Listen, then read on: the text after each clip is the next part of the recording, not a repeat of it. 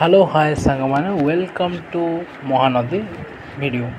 तो चलतु आम आज जावा माँ घंटेश्वरी पीठ को जो रही हीराकुद नदीबंध भाया गोटे नदीबंध जो इलेक्ट्रिक उत्पादन होता है मेगावाट सहित से ही हीराकुद्र जल यहाँ को स्थानांतर कराए से ही जल को टर्बाइन द्वारा घुराई पुणी थे विद्युत उत्पादन कराई जहाँ कौन एक महान इंजीनियर विराट बड़ स्वप्न बोली कहुपे।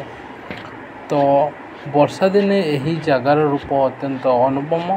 जदि आपण आसुंच अलग टाइम रे तो केवल एति ही देखिए कि आप वर्षा दिन आसिले यार मजा भरपूर उठे पारे।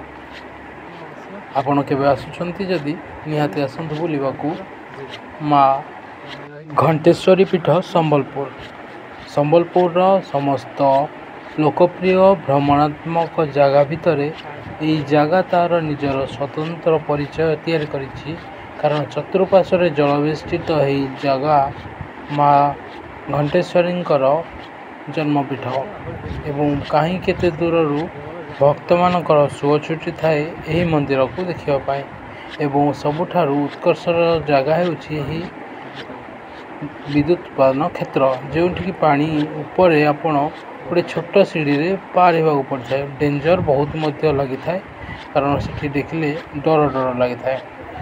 आम जा खरा दिने आपण आसतु वर्षा दिने निश्चय भाव में देखु माँ